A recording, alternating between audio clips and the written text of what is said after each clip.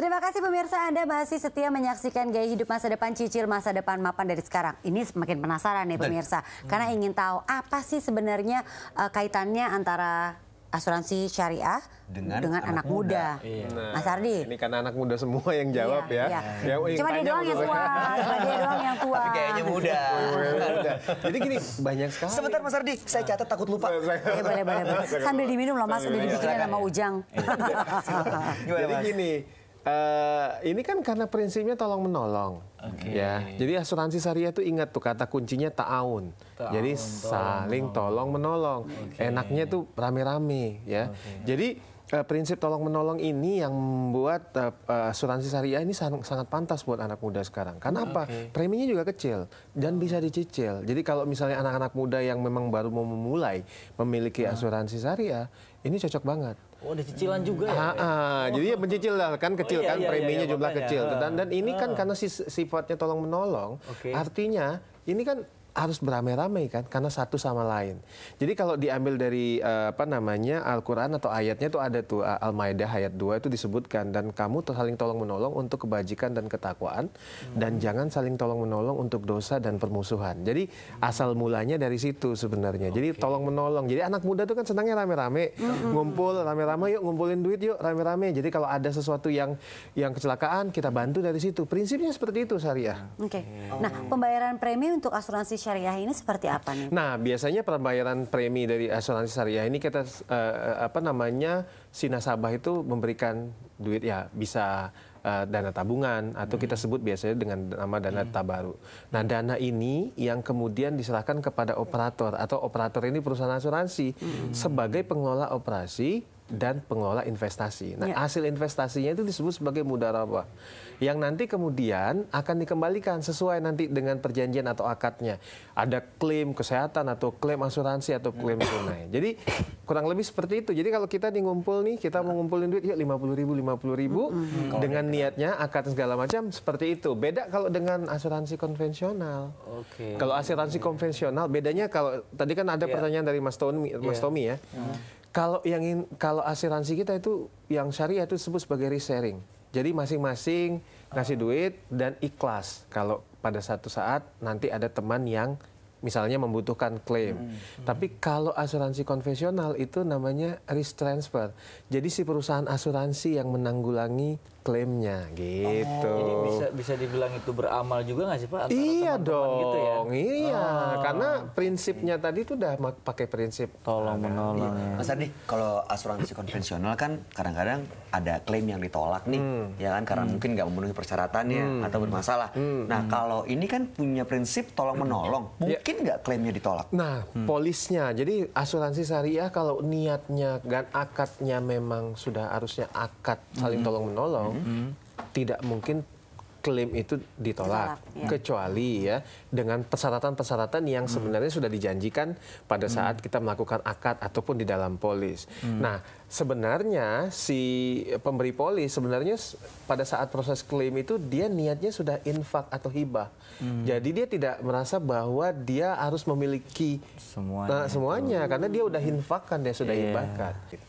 Nah itu selain klaim tadi Pak, kan banyak sekarang kan juga perusahaan-perusahaan asuransi. Nah itu bagaimana cara memilih perusahaan asuransi itu dan juga bagaimana cara memilih asuransi syariahnya. Nah, itu bagaimana? Selain kita bicara produk ya, tentu bicara pelayanan juga. Tadi saya sudah sampaikan sedikit. Perusahaan asuransi yang profesional tentunya memiliki kepatuhan terhadap undang-undang.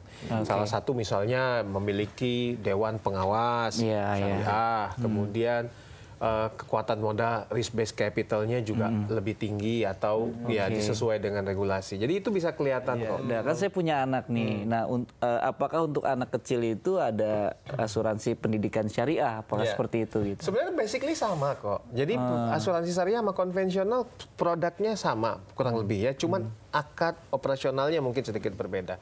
Nah, ada pendidikan untuk anak jelas. Kesehatan ada. Bahkan ada juga unit link.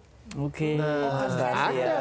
Jadi Iya. ya kalau misalnya kita pakai unit link juga kita bisa gunakan untuk misalnya apa mau Iya. haji, Iya. Oke. ya kan, umroh, segala macam. Jadi ini ada semua. Jadi sebenarnya yang beda adalah operasionalisasi, kemudian Oke. memang niatnya. Jadi banyak konsep di belakang, konsep yang gunakan konsep Islami di belakang asuransi syariahnya. Nah kalau buat yang non Muslim, Mas Ardi, bisakah ikut serta juga atau memiliki asuransi syariah itu, Mas? 100%. Karena bisa, karena ini sebenarnya konsepnya konsep Islam, tapi sebenarnya at the end of the day ini adalah proteksi ya yang berbasiskan Islam. Jadi siapapun boleh, bahkan sampai hari ini ya kebanyakan saudara-saudara non Muslim itu yang memiliki asuransi syariah itu banyak sekali. Oke. Jadi banyak sekali yang membeli dan bahkan menjual juga. Jadi buat semua sebenarnya. Cuman konsepnya aja. Kalau konvensional konsepnya seperti ini, syariah konsepnya seperti ini. Apa sih dapatnya dari operator? Operator dapatnya ujroh atau fee. Fee dari apa? Pengelolaan operasi dan fee dari apa? Investasi. Oh, karena dananya dikelola untuk Dananya investasi. dikelola. Dan semua itu deal di depan ya Pak ya? Deal di depan. Satu lagi yang mau saya sampaikan sedikit. Nah, bedanya syariah dengan konvensional, kalau syariah sendiri itu menghindari riba gitu ya, ataupun jahalah gitu istilah-istilahnya, ataupun goror atau ketidakpastian. Ada proses gambling uncertainty di situ. Itu. Jadi lebih bersih sebenarnya dari sisi konsep bisnis. Kamu dari tadi nyata-nyata coba. Ini aku catat banyak semuanya. Ini penting soalnya. Kalau iya. Pakai dites lagi udah kayak UPTN. Masih PTN. Jadi nih pemirsa ya. Masih UPTN sekarang udah gak itu lagi ya namanya. Jadi Penmaru. Nggak, itu lebih lama lagi dong. Nah jadi nih mengenai asuransi syariah ini, akad asuransi syariah itu berdasarkan tolong menolong. Ya. Benar ya.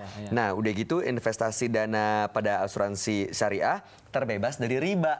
Ya. Itu benar ya. Benar dua ya. Oke, dua nih. Udah gitu, kepemilikan dana pada asuransi syariah itu merupakan hak peserta. Jadi perusahaan hanya pemegang amanah untuk mengelolanya. Ya. Itu ya. Lalu pembayaran klaim Nah, pembayaran klaim diambil dari mana? diambil dari kantong sendiri. Ya bukan dong. Enggak. Jadi ini sebentar. Aduh. Jadi pembayaran klaim pada asuransi syariah diambil dari dana tabaru. Betul ya, atau dana kebajikan seluruh peserta yang sejak awal telah diikhlaskan gitu ya. Dihibahkan, diinfakkan. Lalu yang terakhir nih, pembagian keuntungan pada asuransi syariah dibagi antara perusahaan dengan peserta sesuai prinsip bagi hasil dengan proporsi yang tepat. 100%. Luar biasa kamu. Udah punya asuransi syariah belum? Iya. Waduh, ini sebentar Abis lagi saling telepon. Iya, makanya kita sama Mas nih. Ardi aja. Kita tanya lagi. Boleh. Jadi tunggu dulu. Sebelum minta tolong dulu sama Mas Ardi ya, kita sekalian pamit dulu nih sama pemirsa nih. Kita apa yang kita sampaikan mengenai asuransi syariah ini tentunya sudah banyak bisa istilahnya itu bisa diterima oleh Anda. Anda sudah banyak mengerti, Anda sudah paham, dan tinggal waktunya Anda memiliki asuransi syariah. Sudah waktunya kita pamit juga, Mas Ardi terima kasih, Tommy terima kasih. Jangan lupa untuk kembali menyaksikan Gaya Hidup Masa Depan, Cicil Masa Depan Mapan dari sekarang minggu depan. Sampai jumpa. Tuh, jadi gimana kamu? Iya sih benar. Oh iya, silakan. Lupa saya juga. Aduh, udah antri dulu Bang Persis.